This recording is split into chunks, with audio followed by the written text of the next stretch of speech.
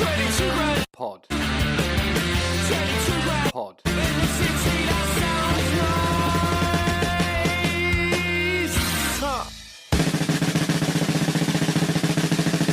Merry Christmas and welcome to this festive edition of 22 Grand Pod. Thanks for all the support this year and all that. It was great to get the pod live, so thanks to those that came, those that helped and contributed to the pod, and a big thanks to Terry and Tamara at West Hampstead Arts Club for making it all happen. This particular live show recording with Everyone Says Hi was done a few weeks ago and a great night was had. As you can imagine, when the stories and vibes get flowing, some things get said which might not be suitable for going down in the pod archives, so a few minor things have been removed from the recording for reasons. I'll let you speculate on what they are. But yeah, basically, if you want to hear the full Too Hot to Pod versions of these live events, then you're going to have to get down to them in person. Anyway, enough of the preamble. Enjoy the pod and have a good one. Alright. Evening. It's looking healthy out there. Nice one. Cheers for turning out on a busy night. I hope you stacked off some work, extra Christmas dues for this. But yeah, let's get on with it. Let's introduce the band. Everyone says hi. Come on, lads, yeah.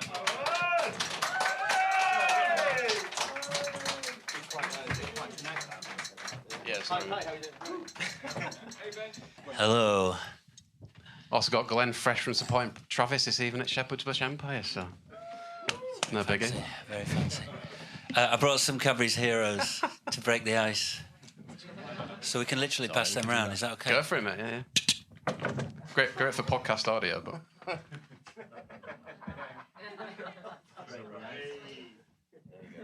Pass them round. Yes. If you keep the rustling down to a minimum, that'd be great.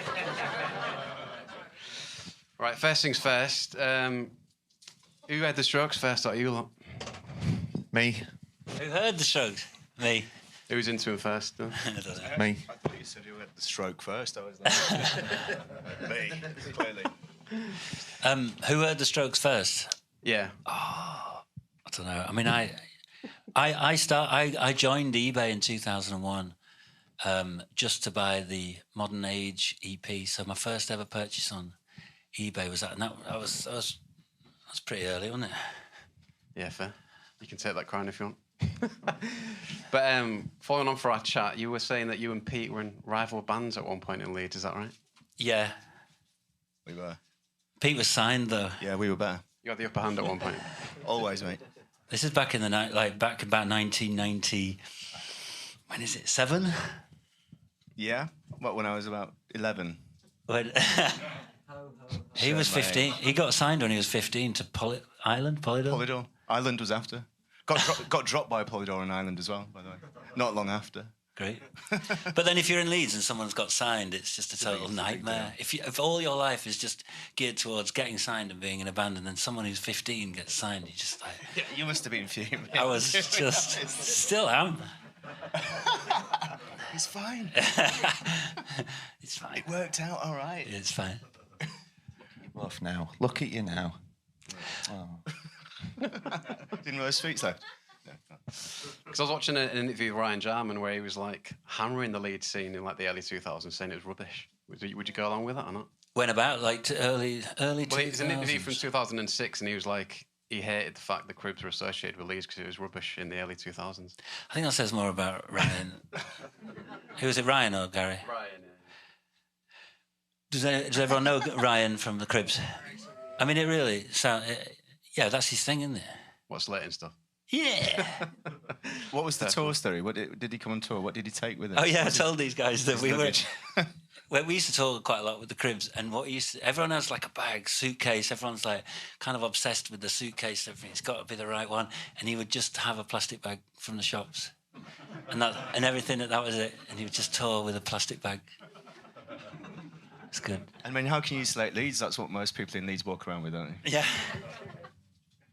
My mum does. I never could believe how consistent he was with his clothing as well. He'd have the same T-shirt for about 2 years. Yeah. I know which one you mean. That was his thing. He was like, find a thing and then just do it. Do you remember when he used to smash his mouth on the mic? Yeah. He did it once. A load of blood came out. And then I remember talking to him about it, and he was like, it gets easier and easier. It sort of half heals, and every night it would just smash his face on the mic and there'd be blood, and it was getting easier every night. It's just awful. I was going to mention it later, but since we're talking about him, his table dive at the NME Awards, was that onto your table? Yeah. But I always... So I remember the line that he said, I can't remember, what did he... He went to hospital. Yeah, so...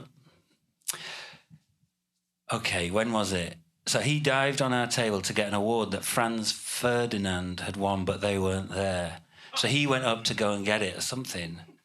And he dived on the table and landed it on his back on a glass or something, but didn't care. And he just went...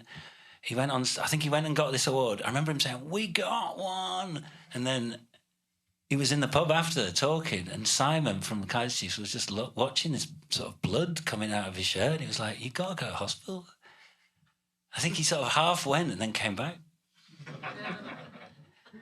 I envy all those people that can do that, because I'm just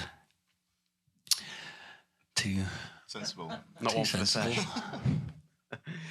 And the Dead Six, I want to talk about your previous incarnation. Is it Pinhole? Oh God, yeah. How do you know about that? Well, I was just doing research for this, and I didn't realise how far you got with that band. You like supporting Green Day and all sorts. Yeah, we did a tour with. Well, we did a couple of dates with Green Day. We did a Peel session, which kind of dates it. Yeah, it was great. It was like a kind of punk band, and then we sort of got into different music, got a deal, and changed our name, and then did that. Yeah. And like, did you feel part of? Because it was slightly different one. It was like more ska oriented. Yeah. Did you feel part of this like indie scene with like, say, the Kaiser Chiefs or Kooks? Kind of. I mean, we did tours with Kooks. I think we played with Kaiser Chiefs once. That's not enough. But that's not enough, is it? It's not really a scene, yeah. I don't know. It was all... The NME was the people who kind of, like, created these scenes. When we came out, they created the Summer of Ska, which was a bit of a mad... I remember it well, yeah. Summer of Ska. I was quite jealous about it. It was great, yeah. I think I wanted to be involved. Yeah. Ryan Jarman was. There were plenty of them. Yeah. Shroomedelica as well was a good one. Yeah. And the Mersey... Cosmic Scouse. Cosmic Scouse? Yeah, Cosmic Scouse. Sounds like some kind of dish. Yeah, exactly. Yeah, exactly. See, at NME then, like, it feels like everyone had a mixed relationship with NME. Were you kind of the same? Yeah, it was... it blew a little bit hot and cold, but one thing was for sure, you needed them. Do you know what I mean? And it was a good time for bands when they were around, because it was a great thing. You know what I mean? But yeah, we definitely had some great reviews and some, some shockers. But that's the way it went with the NME. I think everyone had a bit of that. Yeah. And when you came back as the Dead Six, it was like pretty fast, and furious type thing at that point. Did you kind of was it a bit more mapped out when you came back? When we came back, when we came out as the band, the Dead Six. Yeah, it was. We got a deal before we had done a gig, so it was kind of, we were really lucky. We had a local record label. And they picked us up, and then we did this. We just started out doing gigs. We went to Japan really early on. Okay. Yeah, it was really fun. It was a good time. Yeah, and then in terms of like big singles, I was reading Riot Radio was pretty big in America. It was like second behind the White Stripes and someone else massive at one point. Yeah. So what was that like? It was mad. It was amazing. So we had these American managers, and they sent us out over then to sort of focus on America. After that, it was great. It was, sort of a surprise for us, really. We weren't really expecting any success over there. Yeah. It was good. Like similar to Kaiser Chiefs, it was a bit of a re-release type job, was it? Yeah. Well, we put Riot Radio out twice, and in some gigs we played it twice. Oh, really? It was like a kind of... Yeah, I think we did a gig in France, and we played it twice. All right. Did you ever do that with Predator Riot or anything? No, never played it twice. I once met Brian May, and he said, it was quite insulting, really. He just said to us, so how many times did you play I Predict a Riot in a set? I was like, once? What are you trying to say? We've got other songs. Yeah. But I didn't say that. I went, just once. Yeah. We didn't do that. We just played it twice. Yeah. What about you then, Glenn? Like, Australia, how did you end up in this kind of scene with Howling Bells? Well, we had a band before that called Waikiki, and it was, charting and doing all the stuff in Australia, doing all the big day out tours and all that, and just touring. And then, I mean, you can only go around in a circle so many times before you get a bit bored. You know what I mean? So we kind of did the same. We changed our name and moved to England because we heard that the music scene over here was really good. And luckily, the record label supported us and renewed our deal through Mushroom in Australia, supported us, and then we kept going. Yeah, All right. good. Were you based down here type thing? We moved here. 2004, we moved here and just lived here. We've been here ever since. All right. Yeah. I definitely remember one of your songs on an NME compilation. Did that have quite a big impact for the band? Or? It did, yeah. We had a really good relationship with NME first up, and then our second album came out, and they just took us out, like flattened us. Right. Yeah, that hurt. So we had a lot of work to come back from that. Yeah, I think they ended up giving us a 2 out of 10 for our second album. It was like, whoa. It's not the worst I've heard. No, it's not. It's not good. Was that a thing for Ollie, though? Like the second album thing? Was it a bit more... Did it change relationship with the enemy at that point? Yeah, well, it's the classic build them up to knock them down and that. But I knew that because I'd been reading the enemy for a long time. So I wasn't... We got 3 for our third album, which was a bit of... Yeah, I don't know. You just sort of go, oh, well, fuck you. And you're like... What you really mean is, oh, shit. But you're actually, oh, yeah, well, yeah, we're bigger than... Anyway. So you just sort of put it aside as something that doesn't matter, but it did. Yeah. Because as soon as they left you... Well, I don't know. I think we had enough fans at that point. And our fans, you know, you start off cool and then it just gets sort of mainstream and then the enemy would go back to another cool band, finding another cool band, and that's all right. It's just the way it goes. Yeah, I'm okay with that now. I guess it's more difficult for like a new band. I think 10,000 Things were there from Leeds. Yeah.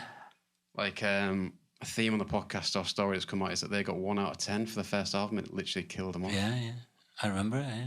So I suppose down the line you can like take it on the chin a bit more maybe. Further down the line, it's okay. We had an interesting relationship because we'd been trying for a long, long time to get into the NME with other bands and stuff, and they just weren't. No one was interested. And then I knew it was going to be all right when we did our second gig supporting Franz Ferdinand in the Cockpit in Leeds, and I'd met Tim Johns quite a few times. He DJ'd at our club that we did in Leeds, and he rang me up the day after the gig, and he goes, "So, how was the gig?" And he goes, "Okay, go on, describe it a bit more." And I described it. And then the next week, my review was in the enemy. And I was like, okay, this might work now. But I thought it was pretty easy at that point, didn't you? Yeah.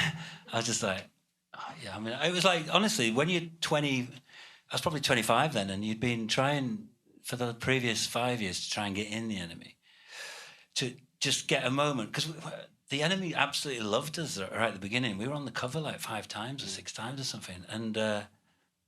And then it just disappeared, which is, you know, about 2008, we never got in again. But to get that first bit of acknowledgement where you suddenly go, oh, hang on a minute, and it was like the clue, it's going to be all right. We're going to be all right. It was amazing that they had such influence because they were the absolute kingmakers of UK indie. Actually, Kingmaker were the kingmakers of UK indie. Whole band. Yeah, right. Tom, what was your question again? You wanted to know about your previous band, potential band names for Kaiser Chiefs. You said one was Rocky 4. Yeah, yeah. Where is Tom? What was the other one, Tom? Oh, yeah. Was there any more? Dot dash dot. Rocky 4 was a genuine one, though, because I thought that was quite funny, because people name their bands after films and stuff. And I thought to call it after the 4th sequel was funny. It's a belter. And we had our first demos under the name Rocky 4. Yes.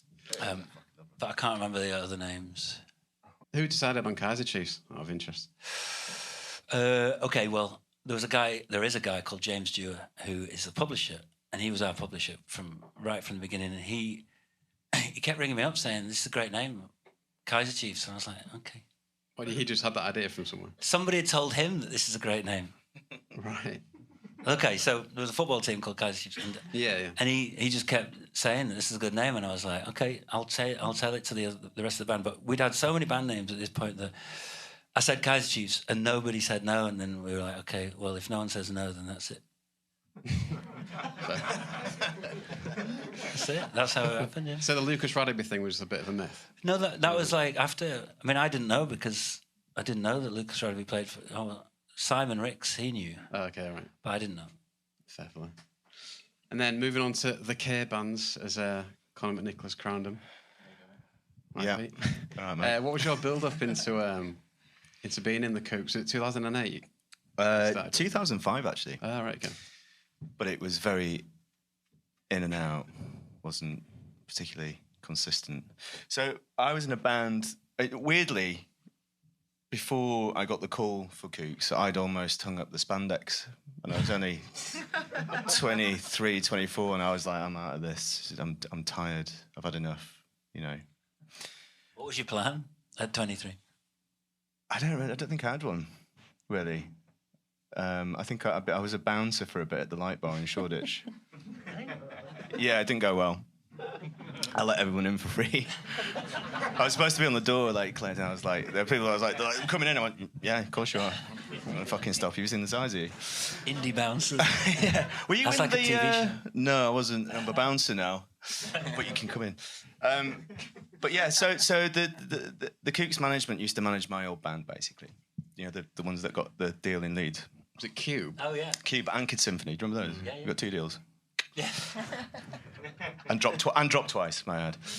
But so I think they were just having a bit of a nightmare with their bass player, Max, who is a sweet lad, and we actually kind of over time we actually kind of got on and met up, and I think he suggested maybe getting a band together, which I refused for obvious reasons. But yeah, they were just looking for a bass player, and I don't know why they called me because I'd never played a bass in my life, but you know. Is that true? It's very true. Yeah, Wow. I went to a. Well, I actually got asked to do. There was like 2 shows in Glasgow or something, and I got a CD sent to me. CDs, remember those? CD sent to me the night before, and I was like, well, I had an acoustic guitar, and I was like, well, I don't have a choice here. Do you know what I mean? I was like, have you guys got a bass? Like, yeah. I was like, wicked. So I learnt like 5 or 6 tunes. All like they sent me like they sent me like 15 songs, and I chose the easy ones or the easier ones because, to be fair, Max was an incredible bass player. To be fair, and you know, a lot of trickery, and I was like, I can't do that one, so I'll just avoid that. And I went up, but it was a funny one because it was like you know that Kooks first record, you know, whatever the situation, it's an amazing record. Yeah, do you know what I mean? And I was just like, why is everyone so sad? I got there, I was like, this is great. I was just like, just fucking enjoy it. And I think why would they like that out of interest? I think probably because there was just a lot of shit going on internally with the band, and you know, it was just a weird thing to see because obviously, again, you know, as I was saying, you know, I'd hung up the spandex. It's true, I had spandex, and I've still got it. It doesn't fit anymore. But it was just weird to see because I was just like, wow, it was one of the most refreshing things I'd heard in such a long time. I had all this energy on the record, and I was like, the songwriting was brilliant. And then I was like, it didn't kind of make sense. Do you know what I mean? Like the energy that I kind of walked into was odd. So I think they just needed some kind of injection of spirit, and if I was that, then great. Do you know what I mean? I think, you know, just a young. Did you cheer them all up? Yeah, I think so. I'd like to think so. In my spandex, yeah. No, I left that at home that day. But yeah, I don't know, man. It was just, you know, it just kind of worked, and everybody just started enjoying themselves a bit. I think that's what was missing, was just like, you know what, just enjoy the process, because you don't know how, you know, it could end tomorrow. And I think you were kind of forgetting, you know, what they'd created, which was this amazing record, essentially. So yeah, that was that. I was a terrible bass player until I realised that what I was playing was a drum and not a 4-stringed guitar. Right. And I kind of incorporated the two, and now I'm fantastic. Not my words, Michael. The words of Andy Rourke from The Smiths. True story. But it is. Box ticks. Did you like this? Andy Rourke, right? So I was in New York, came to a gig in New York, right? All right, so I'll be really quick. How long have we got? Sit down. This is amazing because it blew my mind. So Andy Rourke from The Smiths comes to a gig in New York, And he goes, "Can I have a word?" I think he goes like, "Yeah, of course you can." Fucking Andy Rourke, do you know what I mean? He's like, "There's only 2 bass players on this earth that I love." And I went, "Go on then." He was like, "One of them's me," pointing to himself. And then he went, "The other one's you." And I went, "Great, because all I do is rip you off." So it makes sense. And he went, "Great, show me a beer." I was like, "Brilliant, yeah." So yeah, that was that. That's quite wild. Yes. Where was I? Don't know. Yeah. But Anyway, but yeah, so it was weird. As I say, so yeah, 2005 was kind of when I was kind of in and out. You know, Max had come back here and there. It's kind of weird talking about it, isn't it? It seems so long ago, but it was really enjoyable. Do you know what I mean? And I'd met like some new friends, man, and musicians that I truly, you know, I was fucking respected, you know, and I grew from that as a musician, as a bass player. As I say, I'd never played bass in my life, and you know, I think after probably realistically 2 or 3 years, I was kind of playing this new instrument, and that's quite fun to pick up something brand new, and you know, I'm still learning. That's part of the deal, isn't it? Yeah, it was enjoyable. You know, some not so enjoyable times, but no, I mean, you must have been most of the playing, time. as soon as you got in there, you must have been playing like sold out shows constantly, kind of thing.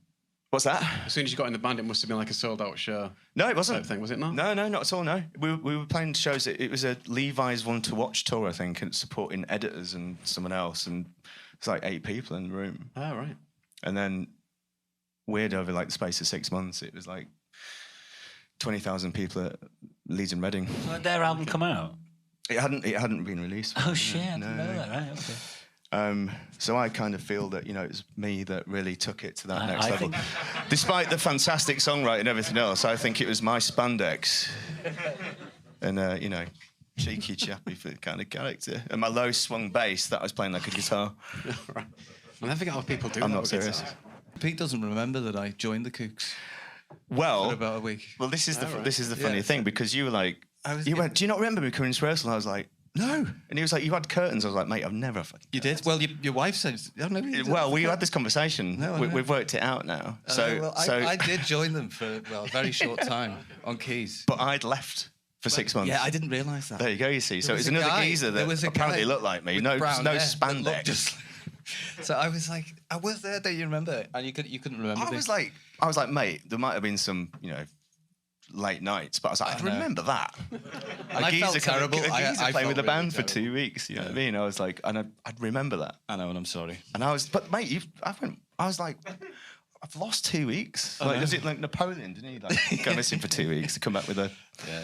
Anyway, it's another But story. anyway, it was somebody else. What happened there then? So there was a different bass player. But how long were you in the Kooks for? Well, a very short time. I mean, like about 2 weeks. About 2 weeks. Right. You know, I just joined for a bit and then I was off. It was enough for you, was it? Yeah. I'm out of here, man. That's it. I just moved in. Too much spandex. Moved in my own way, didn't I? You know. Oh, very good. Lovely stuff. You're so naive, Ben. But sorry Get about drum fill in there. Could we edit that? that. Yeah, take that out. Yeah, mistaken identity. Long and short of it. I would never have curtains. No. Did I have curtains? You'd know. Sarah. I didn't know. Maybe when I was very young. Anyway. And then Okay. Don't ask that. Don't reveal that. security there on. I worked on ladies' lingerie, Marks and Spencer's in Leeds. Oh, wow. No word of a lie. Fair enough. Because I was like, that'll be great. Yeah, I'd say I can't imagine it, but It's not good. It's not what I thought it would be. Everyone was quite old. They all reminded me of Dorian. Do you remember that show, Birds of a Feather? right. You might not. Does anybody else? Yeah. Like really old. Where's the fella? Birds of a Feather, yeah. Yeah, yeah. And the Dorian's like, you know, just quite old but quite attractive. Right, yeah. They all look like that. And yeah, I was.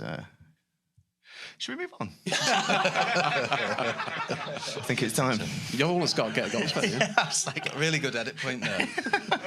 My dad joke and then that bit. Massive names at gigs, Nick. I mean, I saw the video of you and Peter Kay. Oh yeah. We must have some other stories of like some big names coming to shows. Well, that was because I remember when. So we did our last gig was in Glasgow, and we were the bass amp broke, and I remembered. Oh yeah, I had to look it up on YouTube to see if it happened, but we yeah. So I mean, it's just shows the different what kind of gigs we're doing now compared to the gigs that were then. Because Cheers, mate.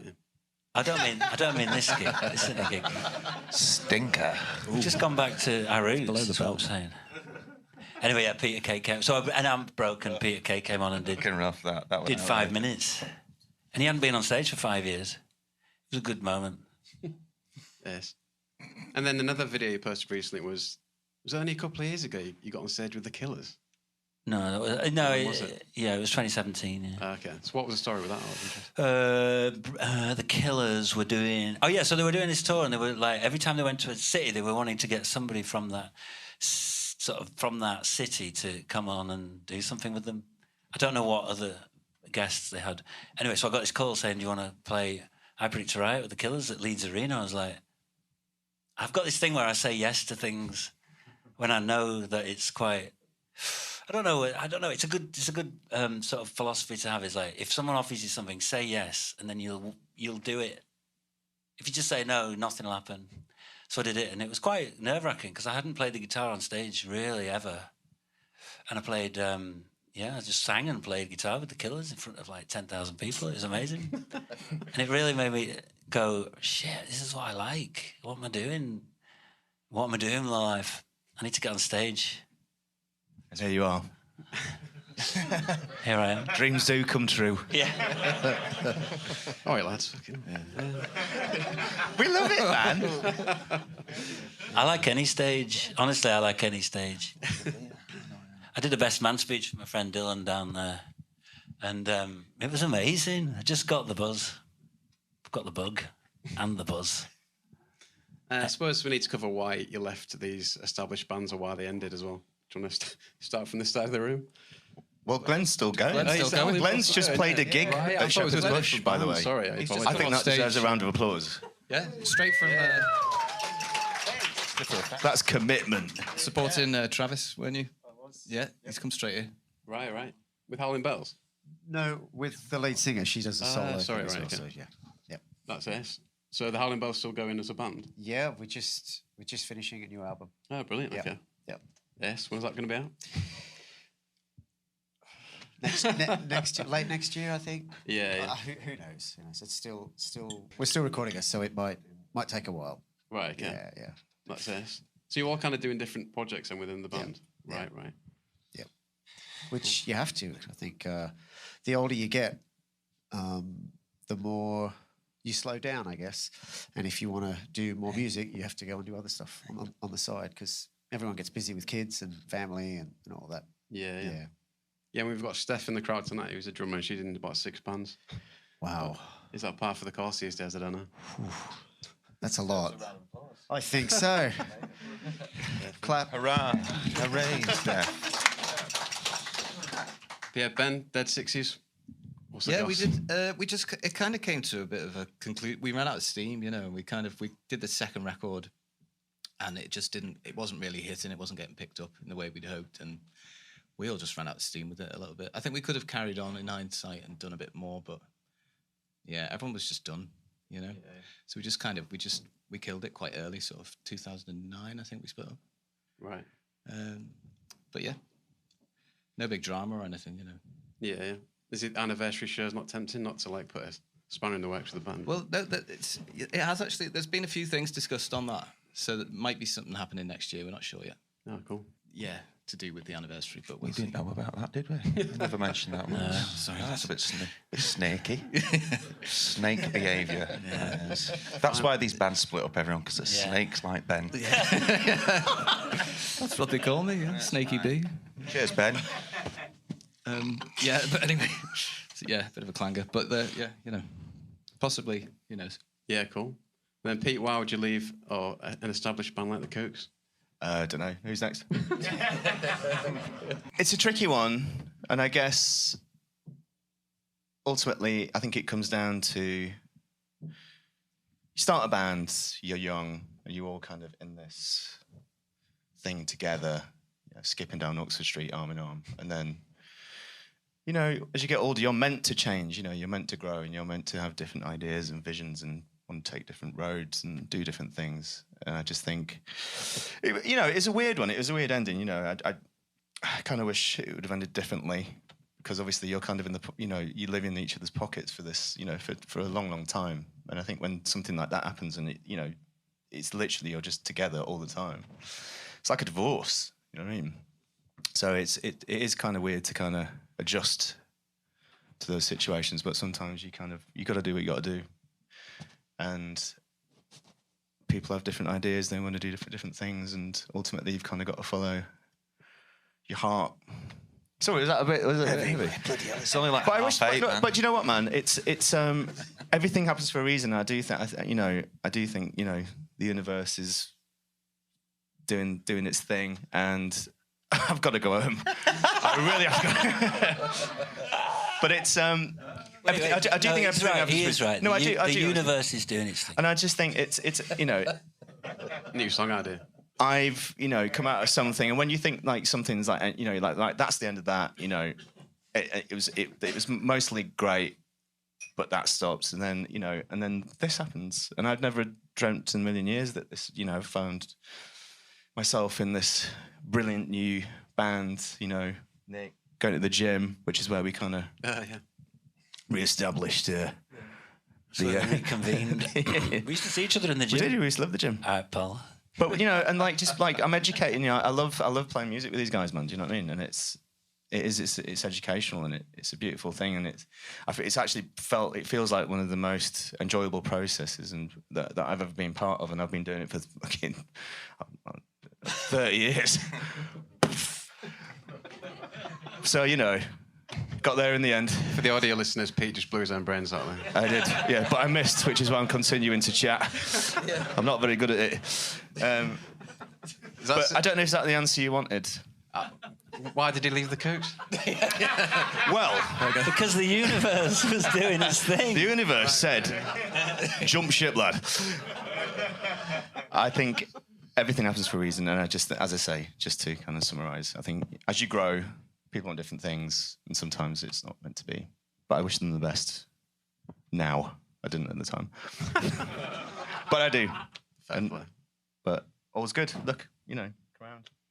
Indeed. The universe is doing its thing. There we go. Isn't it? Isn't it, Tom? Yes. I love the universe. Similar thing for you, Nick, was the universe. Are you not going to ask why I left? Come on, Hang Tom's a here, minute. Are you not going to ask me why I left Argos?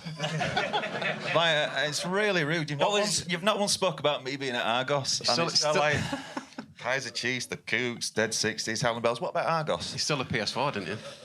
I've never worked at Argos. Go on, Nick. What was the? Oh, No, I did. why did you leave your last job? Last job. What was my last Like a job? job interview. Oh, I can't talk about that. No. I did work at Argos for half a day. You did work at Argos? I did for half a day. I can't believe a word you're saying, mate. Can you not?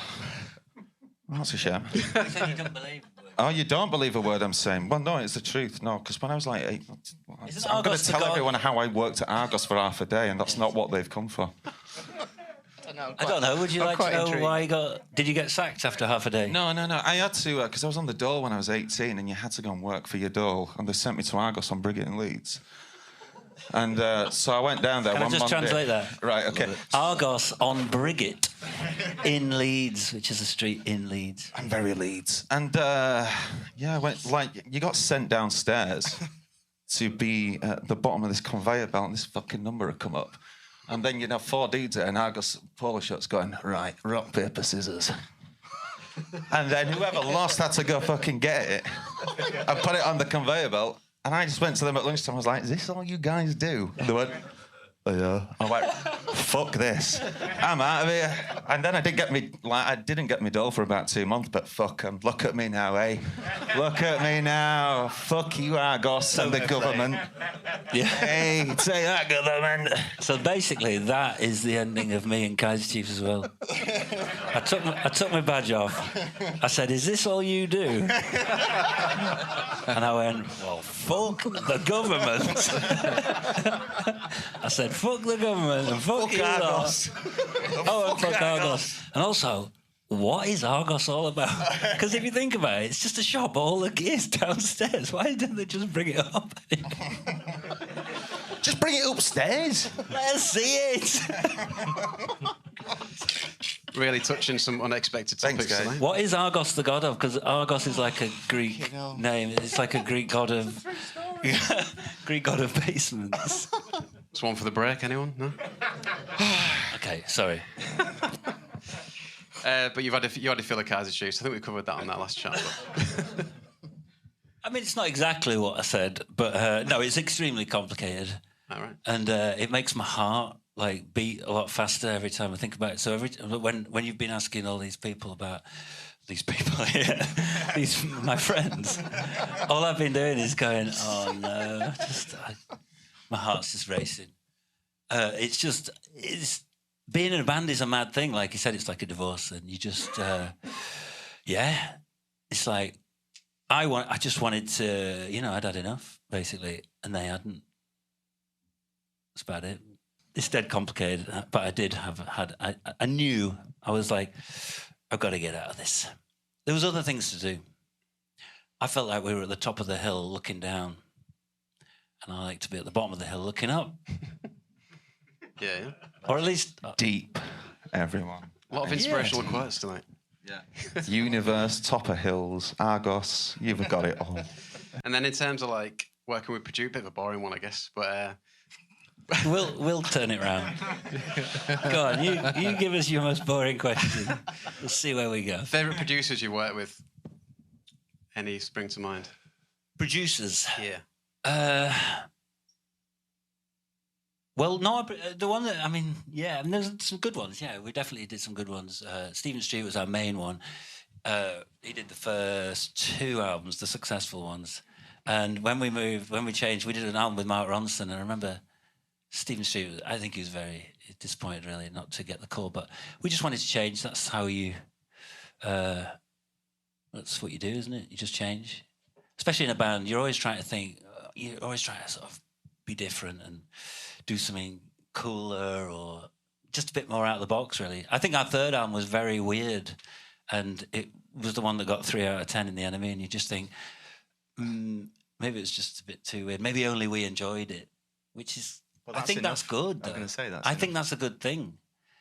But when you're in a big band and you're making albums that, okay, it's not enough for just you to enjoy it, because it turns out everyone else has to enjoy it, which is kind of not why you do music, which is another reason why I left. You just keep doing these albums. You're like, who am I making this for? What is this about? Because I really like making music. But then when you've got like this filter of a million different people, you've got the fans, the management, the label, the NME and all these things, and you're filtering, everything's going through these half a dozen filters, and you're like, this isn't any good anymore. So yeah, that's why this is good, because you start from nothing and just do some good music, and that's what it should be about. The end. Good night. Yeah, I always ask people on the pod, what was the highlight of the early days? Was there anything you do differently? Should we go around the group again? Is there anything? Highlight of those early days, and then anything you do differently about them. Highlight. Oh gosh, the highlight was definitely the partying for me. Still is, baby. So if you saw where I grew up, and then this really accelerated change in my life that happened in about 6 months. So I grew up really isolated in the middle of Australia, and it was just dust, right? No water, no nothing. And then I started touring. What did you drink? Well, you have to dig these big holes down in the ground and put a windmill on it. Yes, I completely believe that. You say the What a maddest bore. shit, Glenn. Glenn used to fight kangaroos. He used to fight kangaroos. I had to say Hang it. on. He did. He did fight kangaroos. It's not even a joke. It's not a joke. We had pet It's not- kangaroos, yeah. And he would We fight did. them. Fight them.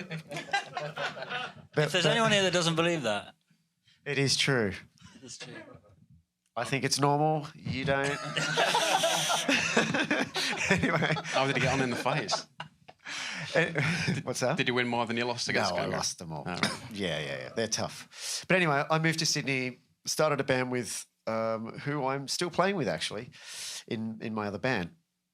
And we did really well really quickly in Australia, and then I discovered partying and shit. It was really good. So that's the stuff that's the good bit. What was the rest of the question? Anything you do differently? More partying? Oh, maybe some of the people I met. do differently? You know what? I wouldn't. That's definitely yeah. I don't think I'd change anything, to be honest with you. Maybe a couple of people who we had work for us. Yeah, but that gets a bit deep, and you know, it's a deep question which I'm not going to answer. But Yeah. if you were to ask that question, but yeah, no, I think it was all pretty good. I'm happy. Ben? Yeah, I don't think I'd do anything differently. Actually, you know, it was just an amazing experience. Any high points? High points, yeah, like touring America, going to places you never thought you'd go to. You know, playing with artists like we did. I remember doing a gig in Detroit, and Jack White turned up and he watched at the side of the stage in a tracksuit. You know, it's just like things like that were like kind of surreal for us at the time. You know, yeah, I wouldn't have changed a single thing really. Yeah. Yes. Pete? Same. Sorry, boring answer. But yeah, you know, all happens for a reason. I wouldn't change a thing. The only thing I would change, and in the same breath, I'm like, but I would never have done it, is obviously when you're younger and you go and you're visiting all these amazing places and you're trying to cram a 2-week holiday into 24 hours. And you're like, oh, fuck that, I'm in bed, I'm tired. You know what I mean? I went out and had probably 2 margaritas more than I should have done. And you look out the window and you're like, okay, well, that was Peru or that was Rio or whatever. And you just, because you never know, you don't know if you're going to be back there again. Luckily, I was.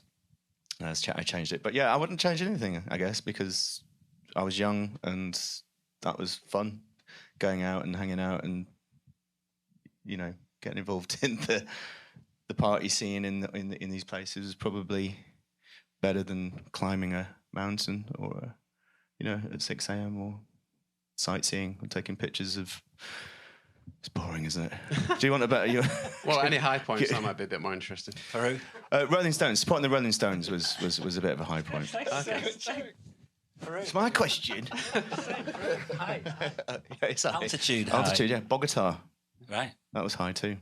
But that was a bit of a box ticked. Yeah. Two shows with the Stones. That's And what I they were amazing as well. Because you just see them and it's like... It's funny because you have a picture, so they'll do their picture. So you kind of walk into this room and there's like crosses on the floor, in like gaffer tape crosses where you stand and you wait for the Rolling Stones to come if they can be asked. And they eventually arrive and you're like... in it for like 3 hours, and they walk in and they're like caricatures of themselves. You know what I mean? You're just like, it's just like, wow, yeah, they actually are real people. They're very little look like leather, which I don't have a problem with. To be honest, I'd love to look like leather, and for getting there, actually, I'm working on it. But that was pretty surreal when you kind of come in and they kind of come in and they look all kind of old and they go, right, 3, 2, and then they go. I'm making for the audio, I'm making an expression of Mick Jagger going, hey. Anyway. Speak for itself, yeah. Exactly. But that was quite weird. But yeah, that was a box tick. Because obviously, you know, it's the biggest band in the world, aren't they? Yeah. You know. Fair play, mate. Tom, Icons, any Argos yeah. memories? In hindsight, I'd have probably stayed on at Argos. To be honest with you. That's what I'm thinking after tonight. I've got a question should for have Tom. stayed Go on on at Argos. I've got a question Tom? for Tom. Me, yeah, Tom. what, you know, because Tom's a lot younger than us, and Can you tell? I would like to know innit? what did Good, you innit? what did you think of all these bands at the time? You know, Dog shit. You didn't say that to me the remember, other day. like 12 years old and going, these stink. These are rubbish. No, that's not true. I mean, well, I've had this conversation before because it's a bit of a weird one. Because when I was a kid, I was 12 and these guys were kind of hitting the big time. Ha, stinker. And we were in bands and we were like covering these guys' songs. And it's like, you know, now I'm sat with them and I don't like them. Weird. Fair enough. You know? They're not as good as you think they are. You know what I mean? That's what you realise. You get older, you've worked at Argos, you're 31, you go, you know, the people you thought were decent are pretty shit. That's it. There's life in a nutshell then. Leaves on a high point, Nick. Yeah. Any high points from the Kaiser Chiefs? Yeah, well, it's quite nice sitting here because you get a little time to think about it. I think the high point was Ellen Road when we played at the Leeds United ground. That was 2008, I think, and that was amazing. Hometown Leeds United football ground. It was great. definitely the high point. And then what was the other question? Part of the question? If you do anything differently. Yeah. Oh, it's a funny old one, isn't it? Would I do anything? Yeah, I didn't think about this, but probably, yeah, loads of things. I think the thing I would have, if I could do it now, would be try and enjoy it more. Because I just was so focused on everything, and like you do all these great things, and I'd always be thinking, okay, but that's okay, but the next thing we've got to do, we've still got to do that. We've got to do that good, and we've got to do that better. And at any point, we'd get like awards, Brit Awards. We got three awards in one night, and at no point did I go, this is good. I was just like, I had a good time and everything, but I didn't. It was like, okay, next thing. And if I was doing that now, a nomination would be nice. But yeah, they were great. Yeah. Can I have one of your Brit Awards? But you know what I mean? I didn't enjoy it. Well, I did. I enjoyed it in a way, but I didn't. No, it's interesting that quite a few bands said that. The Cribs said that. They felt they were quite cynical at the time and they would have enjoyed it more type thing. Yeah.